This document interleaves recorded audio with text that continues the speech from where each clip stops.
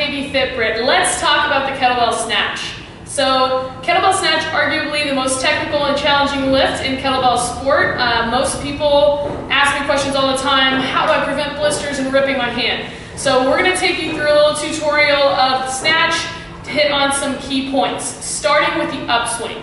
So as the kettlebell comes up, you should have really good swing mechanics. If you haven't watched my introductory to the kettlebell sport swing, go and check that video out first. We'll review a couple of the principles here. So my leg action when I do the kettlebell snatch, as opposed to a hardstyle swing where I launch that kettlebell forward, I want to make sure to scoop with my legs, have a double knee bend so that the kettlebell goes upward before I'm even starting the snatch. So in the swing, the kettlebell should be moving up. Okay, that's going to help me already have the bell directed to the upward position. So as opposed to the bell launching outwards, where I would have to yank it back from that forward momentum, I want the bell to already be moving up, so I have less work to do. The bell is moving up because I am scooping my legs to change the direction of that swing. So if I let it go, it should float up for just a second or two. Okay? Once you've got that leg action down, how do we get the kettlebell to the overhead position? Well, you want to make sure that your grip is fairly loose at the top of your swing. Right at the top of the swing, that's where you're going to start to direct the bell to the overhead position.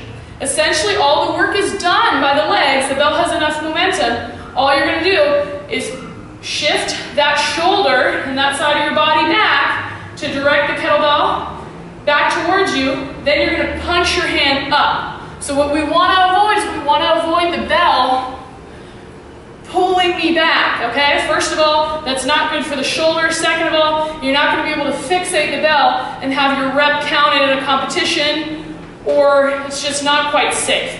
So make sure that you punch your hand up. So you're going to think about pulling your shoulder back and then punching up to freeze that bell. Okay, so shoulder pulls back, punch. That's going to help you fixate faster and help you prevent some excessive pulling back on the shoulder.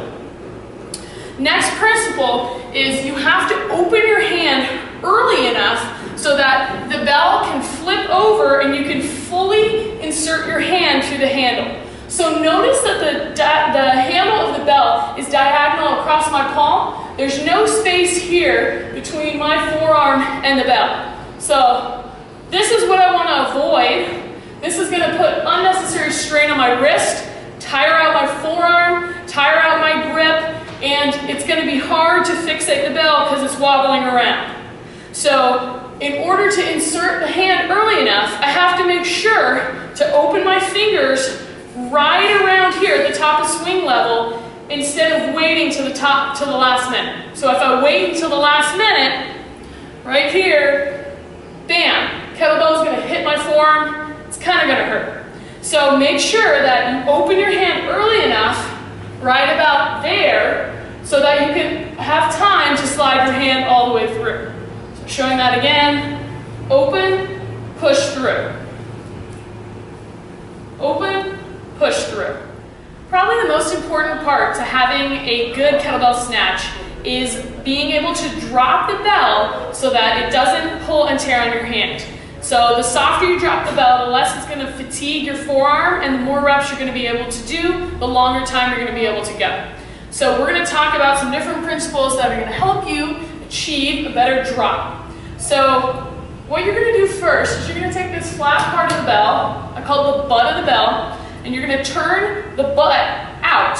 Okay, so the first thing you do is you're going to turn the butt of the bell out before you drop it. So I want the butt of the bell turned out here, not here. Okay, I'm going to turn it out and then drop the bell. Turn flat part out, then drop the bell. Next principle is I want to catch the kettlebell in my hook grip that we've talked about before. So we want the handle down on the fingers, thumb locked over, should be able to see my palm. This is going to keep my arm more relaxed than if I'm gripping tight here in my palm, I'm already using my forearm flexors. I don't want to do that. I want to keep them as relaxed as possible. Bell loose in the fingers. In order to get the bell there, I'm going to need to skip the handle from my palm into my fingers. I'm going to be able to do that by turning the flat part out as I simultaneously pull my shoulder back. So I'm going to turn the bell, pull my shoulder so that the handle moves from here to here. So here's what it's going to look like. Turn the bell, pull my shoulder back, and let it drop into my palm. Shoulder back, bell skips my palm, goes right into my fingers. Next principle, I want to counterbalance the weight of the bell. So if the kettlebell is forward in front of me, I don't want to add momentum by pushing my body forward with it.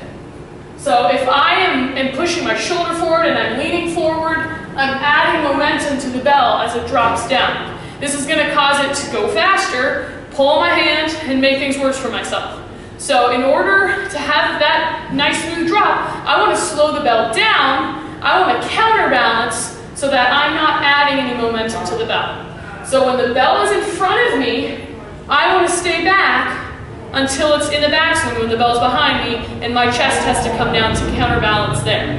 So I'm going to lean back as the bell's forward and then follow it down.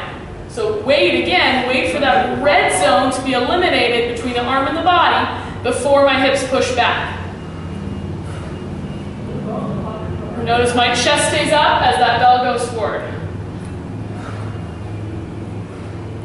Show it from the other side, chest up. Now wait until my arm hits my waistband before I follow it back.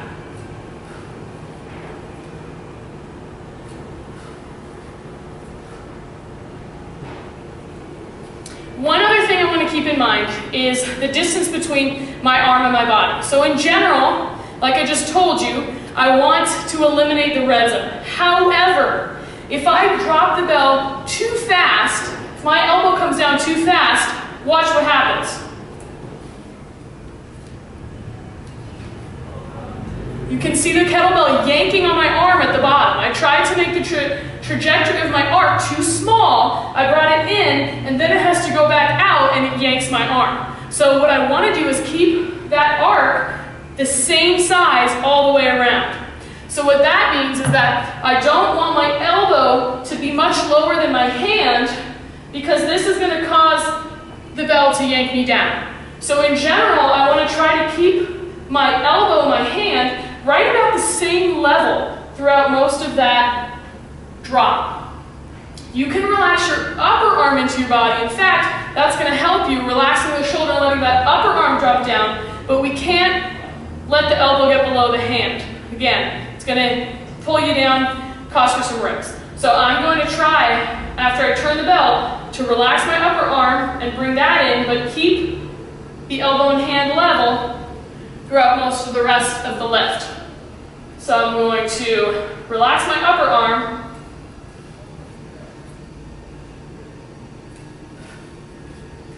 and keep the arc about the same size all the way around.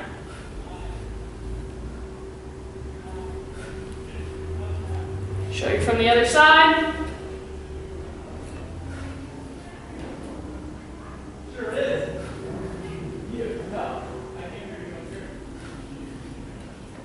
Keep in mind that the kettlebell snatch lift is a really challenging technical lift, and it's going to take a long time to master. It takes most of us years. I by no means have mastered it. I still have a lot to work on as well, so don't be too hard on yourself. Get lots of practice in, but realize that it's going to take a lot of time, a lot of reps until you really feel like you've nailed that lift. So keep working. Every skill that's worth having is worth working for. So keep it up. Email me if you have any questions.